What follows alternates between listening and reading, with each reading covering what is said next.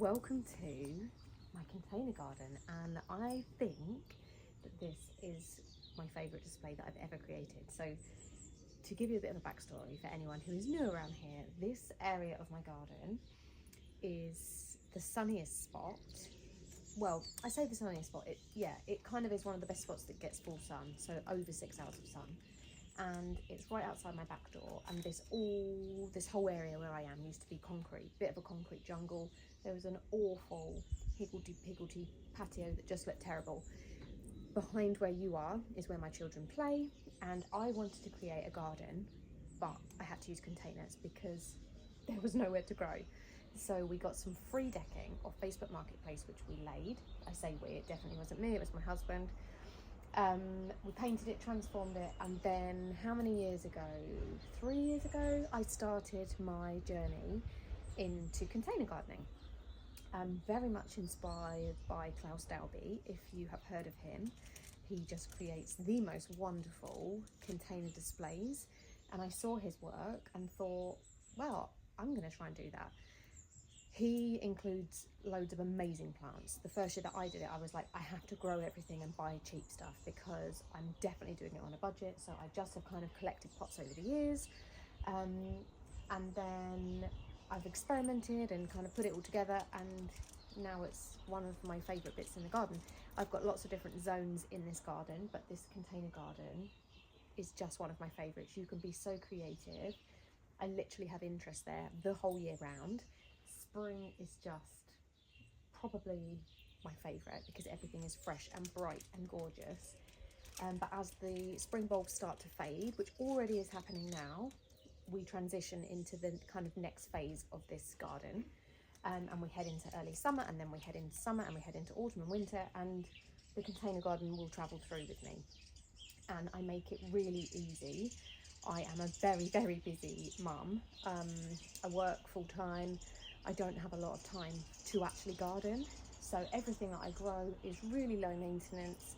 And the key to creating any garden really on a budget is you just have to plan it well in advance, plan ahead, and that just helps you to achieve it on a budget. So I thought it'd be really nice to take a closer look at what is in this year's container garden and have a look at it in all its glory in the beautiful April sunshine.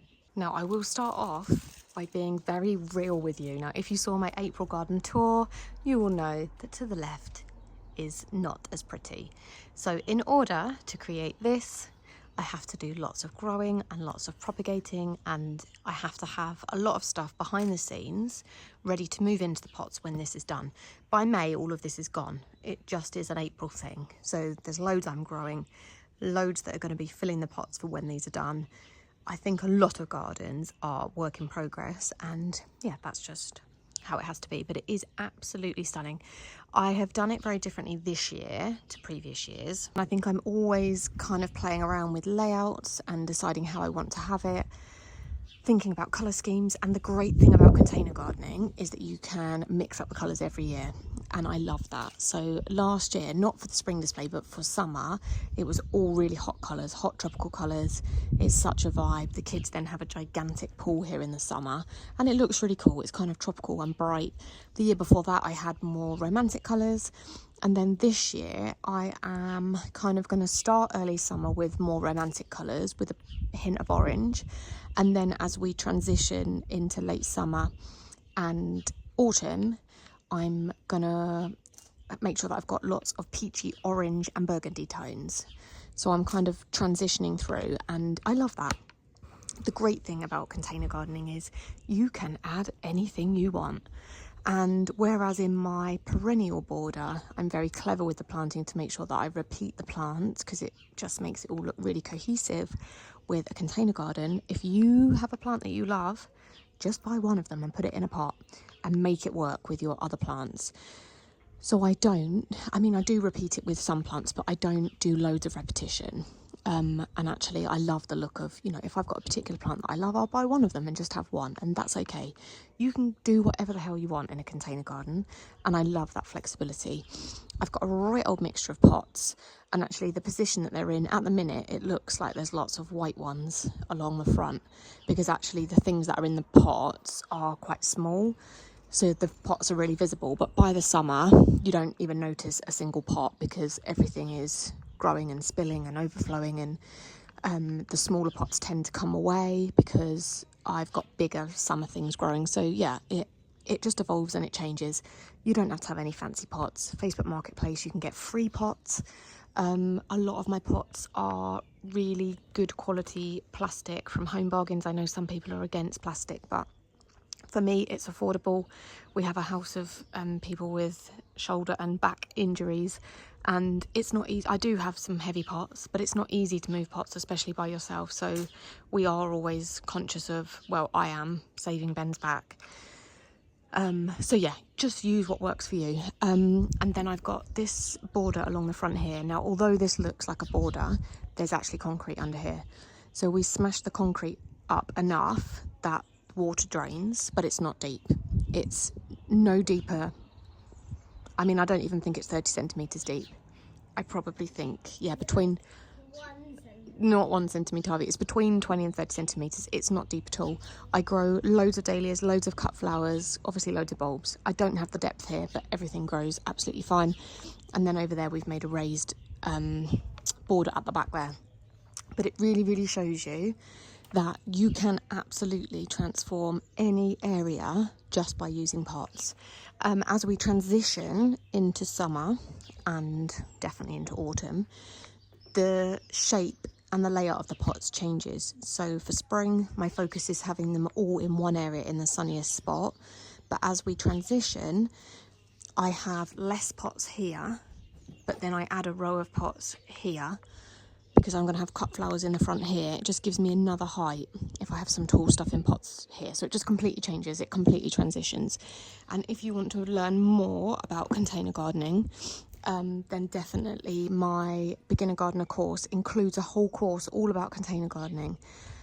So you can learn step by step exactly how to put together a container garden. Hundreds of people have bought the course. It's amazing. Everybody loves it, and I am absolutely loving seeing all my Grow Club members container gardens this year. It's just incredible. So yeah, yours doesn't have to be as big as this. You could just do 5 pots, you could do 7 pots, you could have 10 pots, you know, whatever you want, just make it work for you and your garden. So yeah, I thought we'll have a quick whiz through what is in the container garden now, because I'm being asked this, oh god, what have I just trodden on, all the time. You want to mix it up, you want to have a different variety of things, and you definitely want to have stuff that isn't in flower ready for the next bit. So not everything is in flower, some stuff's just sitting in the background waiting to do its thing. Yeah, you don't want a whole container garden just full of spring bulbs. That would be so wasteful, and it just wouldn't give you enough variety. I always find that bulbs are kind of like the cherry on the top. Bulbs are like the final bit when you've done everything else. Like a sprinkling of bulbs makes everything look pretty, but it can't be the core of what you do. Well, it can, but it would just cost you a load of money and be quite wasteful. So yeah, mix it up. So grasses are just amazing in pots. It can completely transform your container garden. A variety of different perennials that flower at different times. So this one is a primula. When it's finished flowering, I will take it out, plant it somewhere else in the garden. It will grow on, it will do its thing. In the autumn, I'll then divide it and I'll have more than one. And then I can plant them back ready for the spring display. So there are some key plants that just work really well. Shrubs, flowering shrubs are amazing for containers. This is a shrub rose, which has put on a ton of growth, and that is going to look fantastic. Hydrangeas can do really well in pots, so flowering shrubs are amazing. Perennials, I can't stress enough the importance in adding perennials to a container garden. I think people are so fearful of growing in pots, thinking, oh god, you're going to have to repot it like every year and refresh the compost. You don't have to. Just treat it like your garden. So every year I just add a layer of well-rotted manure to the pot, which then just refuels the soil and feeds the plant, and your plants will tell you if they're happy. If they're not happy, they will not look healthy. So I do lift and divide my perennials after a few years to refresh them, give them a bit of new lease of life. It's always great to have extra free plants, but they pretty much just live in the pots. This delphinium just looks incredible. I need to actually be staking that soon. More grasses, more perennial little plants, more primulas and primroses and stuff. Bedding plants. Bedding plants are game changing. Bedding plants that you buy now will literally flower until like October. I don't think a container garden is the same without them. Some need a lot more watering and deadheading than others. I tend to pick varieties that just don't need me and are quite happy to be neglected. That's pretty much the story of my whole garden, if I'm honest. It's hard enough looking after 3 boys, let alone a garden. So I like stuff that's easy, flowers for a long time, and can cope without me if I forget to tend to it. These violas are absolutely incredible. They're like electric in colour. When I find a plant I love, that's just my boys playing archery in the background, I will repeat the same plant in different pots, and they're great because you can move them around. So I've got one little pot up there of the same, these two are just the same but in different pots, and I play around with how many I plant in a pot. If you cram them in, you'll get taller flowers because they kind of fight a bit, and I like that because I like them to be tall. So yeah, you can play around with that. Climbers, I always grow annual climbers. This year I've added a clematis as well that I'd got in the sale. Adding vertical interest is key, just makes such a difference. This beautiful perennial dicentra, so that actually cost me nothing. That was just a cutting that I potted up. And again, I love the fact that anything will grow in a pot. It's just brilliant. This is a pot just of tulips. Now with my tulips, I'm quite clever and selective with how I plant them. I don't like to have loads, but if I'm doing a pot of tulips, I will add 2 different varieties which will flower at different times. So I'll plant an early variety which will give me 1 display, like those purple ones, and then afterwards will be these orange Mariette. So it means that if I just had 1 variety, that would look nice for 2 weeks. But by adding another variety that kicks in afterwards, that's going to give you 4 weeks, roughly speaking. I've got a bit of creeping Jenny coming out of there, which I love. That's a fab little plant for pots. So yeah, that's the same with all the spring bulbs. I tend to plant multiples just to give me a bit more interest. So this did have hyacinths. Now it's just the mascari. And I mean, I've probably got a week out of those mascari, and then that pot will be done. So that will come out of the display, and then I will choose something else to go in. We're having really good weather at the minute with not a lot of frost, which is great. So probably it will be time to start adding some geraniums, pelargoniums into the display, which I absolutely love. They're just the best plant in the world. They just go, go, go. Don't need any maintenance. Nothing eats them. They can be completely neglected. I love them. And then that's how it goes. As things go over, I swap in other things. I've gone for iris in here this year. I'm hoping these will do well, but a football does keep landing over here and damaging stuff, which is really annoying. I think my boys need to get better at football, but I'm hoping that that's going to look glorious. And again, when that's done, I then swap it out for something different. Perennial phlox. Phlox is amazing in a pot. You definitely need to think about staking, as with anything big in whether it's a garden or a pot. Yeah, you need to think about staking, but phlox is just amazing. Love it. This albrecia is looking amazing. I've got some geum down here. Geum is amazing. They're just 2 little cuttings actually. I've repeated the delphinium because I bought 2 of them because they look amazing. They're in the sale. This little pot here I've done as a bit of a mixed pot actually. So I've got some perennial scabious, primroses. I was just thinking, is that primroses, lollipop primula, which I love. The great thing about lollipop primula is they are perennial. So again, when they're completely done, I dig them up, go and plant them in a shadier spot of the garden, let them grow on, and then I lift them again in the autumn. So then it's not costing anything because you're just getting years out of them, which is amazing. This is one of my favourite pots this year.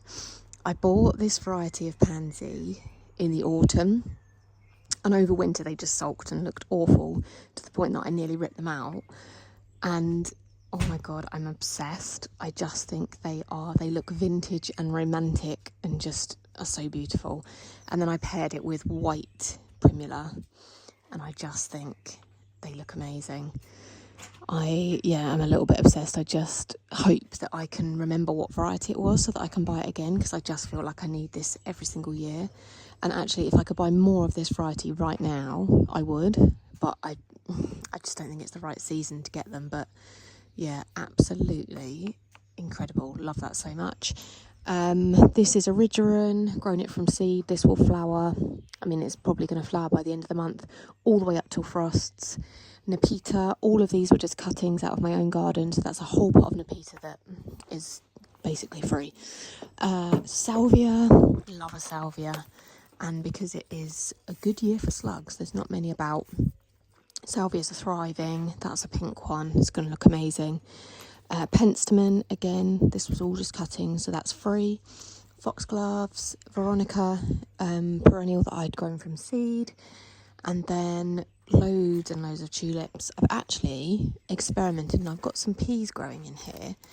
I thought for a bit of a change I would see if I could grow some up here, so that's what I've done. I planted them in the autumn. I don't know how successful it will be, but these planters are so big, I just thought, let's give it a go. And then this is a Clematis Montana, which is sulking, but it's alive. I've scraped back the stems and they're definitely green. I planted it this time last year. It put on all this growth in a year, but in my experience with Clematis, sometimes in their second year, they put a lot of energy in putting the roots down and don't do a lot. So I'm not giving up on it yet.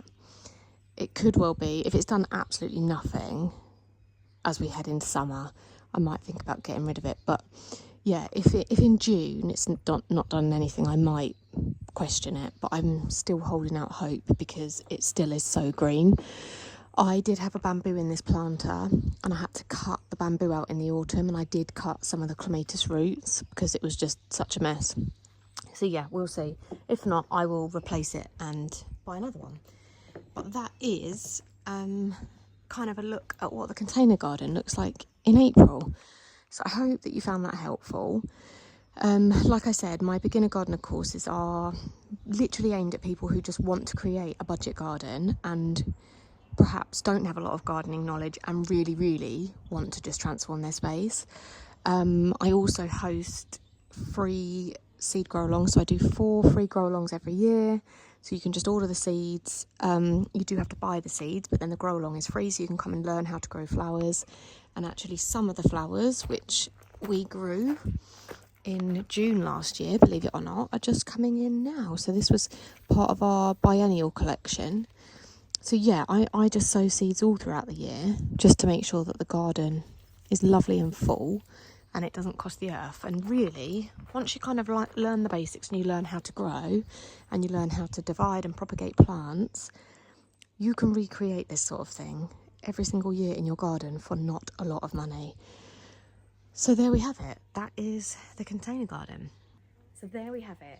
Don't forget to subscribe to my channel if you'd like to see more of my budget family garden. But there we have it, Container Garden 2025.